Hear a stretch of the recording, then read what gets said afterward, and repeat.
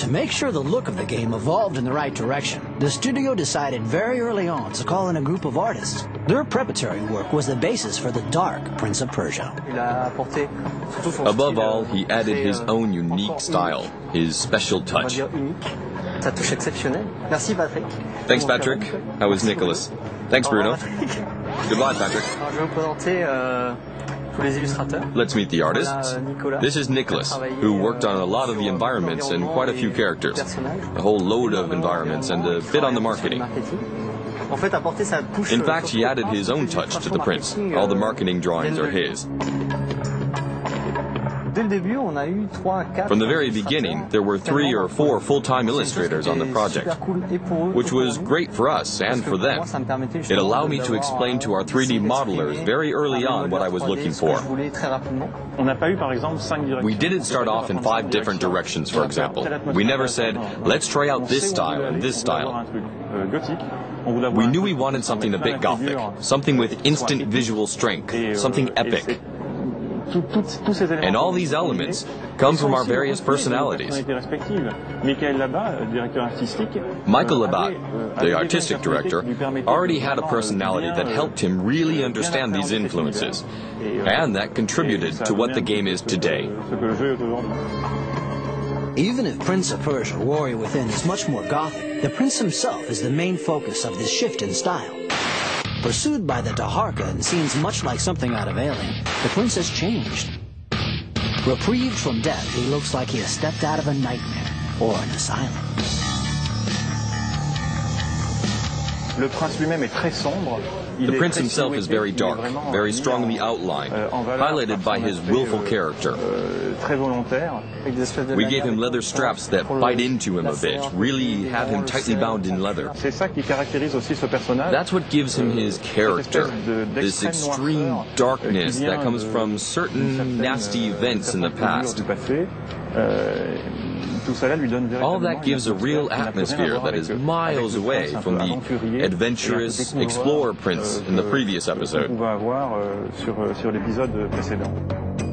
With all these changes, this 5th installment in the Prince of Persia saga still remains astonishingly close to its 15-year-old relative. In my opinion, the 3 major strengths of the license have been there since the very first release in 1989. First, there's the animated cut pieces that tell the story. Prince of Persia 1 was the first game to have cutscenes, or perhaps it was Karateka, but it's the same guy anyway. Then there's the character animation, and lastly, the level design. I'd have to add that there's also an intensity, despite the simplicity of the combat. I don't know if you remember, but in Prince of Persia 1 there were, what, 2 movements? It was block and attack, block and attack. You had 3 life points, with only 2 left and 1. You had to time your attack just right, otherwise it wouldn't work. It was easy to play, but so intense that people still remember it. More blood, more fast action, a gameplay that's even more than before, and a lot more combos. The combat system from Prince of Persia: The Sands of Time, which game players and even the development team found a little repetitive, has been completely rethought. The new version is based on a free-form fighting interface, leaving the player unimaginable freedom during combat.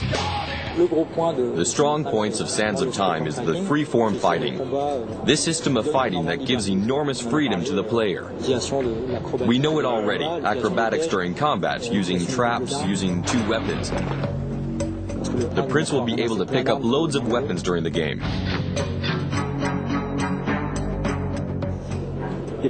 Beyond that, the time powers are also back. The rewind, or the way the prince can go back in time, was one of the biggest new features of Prince of Persia: Sands of Time. But even if the all-new combat system is undoubtedly one of the stars of the sequel, the rewind is still one of the game's strong points. And the other powers are really linked to the combat system in order to make them stronger and more useful in a fight. In the Sands of Time, you could use them, but it wasn't strictly essential. In Warrior Within, there are situations where you don't have much choice. For the slow motion, slowing down time, the difference with the Sands of Time is that the prince isn't affected. Strangely, with all these new special effects and a look that is nothing like the original Arabian Nights atmosphere, Warrior Within is probably closer to the very first Prince of Persia than Sands of Time was.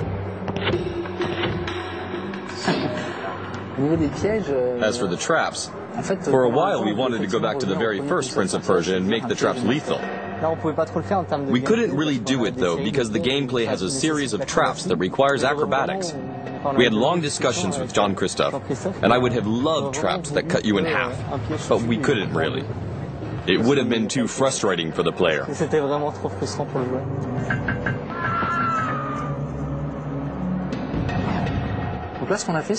So we made them more deadly, but not absolutely lethal, and we tried to create combinations of traps that are much more dangerous. Level design is really the art of making something challenging out of the environments created by the programmers. In other words, the level designer adds the traps, the puzzles, the enemies, and makes sure that the level is still playable.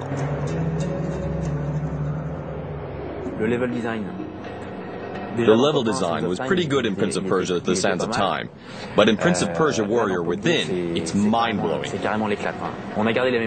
We kept 3 out of the original 4-person team. These guys live and breathe Prince of Persia. And all they could think about was, look, in Prince of Persia Warrior Within, we are going to make the levels absolutely amazing. And they did it. The prince is able to go back thousands of years back in the past, which means there are 2 versions of the levels, past and present, which didn't lighten the workload of the level designers one bit. If you want to create a gameplay environment based in 2 eras, you start by destroying it, as the passing of time would. So that's what we did. We built a level based in the past, when it had been built. Then once we had worked out the gameplay, the rhythm and a real sense of atmosphere, we started demolishing it.